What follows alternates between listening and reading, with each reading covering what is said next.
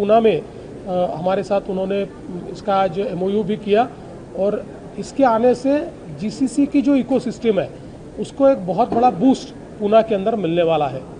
इसके अलावा हमने जो हमारे भारतीय फंड्स है उनके साथ एक MOU किया है जिसमें ये हमारे सारे भारतीय फंड्स 4,07,000 करोड़ रुपया MMRDA को दे रहे हैं। MMRDA के जो प्रोजेक्ट्स है, चाहे फिर वो रोड्स के प्रोजेक्ट्स हो, टनल्स के प्रोजेक्ट्स हो, पीने के पानी के प्रोजेक्ट्स हो, हाईवेज के प्रोजेक्ट्स हो, कोस्टल रोड जैसे प्रोजेक्ट्स हो या फ्लाईओवर जैसे प्रोजेक्ट हो, सारे के सारे उनके जो प्रोजेक्ट्स हैं उन प्रोजेक्ट्स के लिए 4 लाख और मेट्रो के प्रोजेक्ट्स इसके लिए 4,07,000 करोड़ का आज फंडिंग टाइप हुआ है। तो जो नीति आयोग के साथ हम लोगों ने MMR रीजन को 1.5 ट्रिलियन की इकोनॉमी बनाने का एक रोड मैप तैयार किया है, उसके लिए जो इन्वेस्टमेंट हमको करनी है उस इन्वेस्टमेंट का आज टाइप हुआ है। मैं ऐसा मानता हूँ हिस्टोरिकल इस प्रकार का टाइप हमने किया है।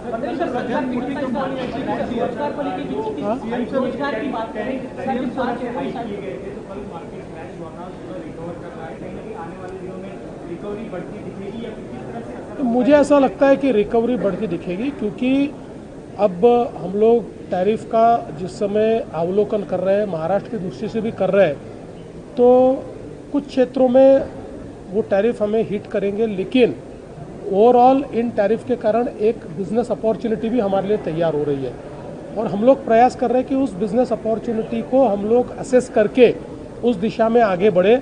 और मुझे लगता है कि ओवरऑल अगर हम इसका इफेक्ट देखें तो मॉडरेट इफेक्ट होगा, ऐसा इनिशियली तो हमको लग रहा है, इसीलिए मार्केट धीरे धीरे सुधर रहे हैं।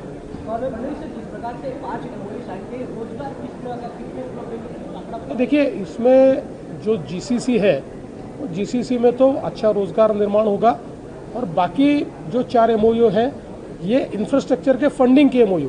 तो इंफ्रास्ट्रक्चर में जब पैसा लगता है तो उससे सबसे ज़्यादा रोजगार तैयार होता है, तो बड़े पैमाने पर रोजगार का निर्माण होगा।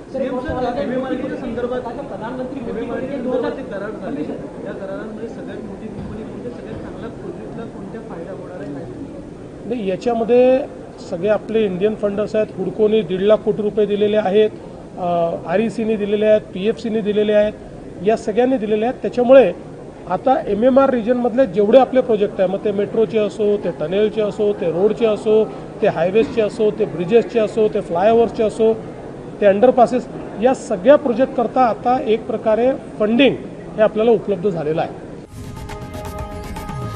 लोकशाही मराठी ऐका, पहा, जागरूक रहा।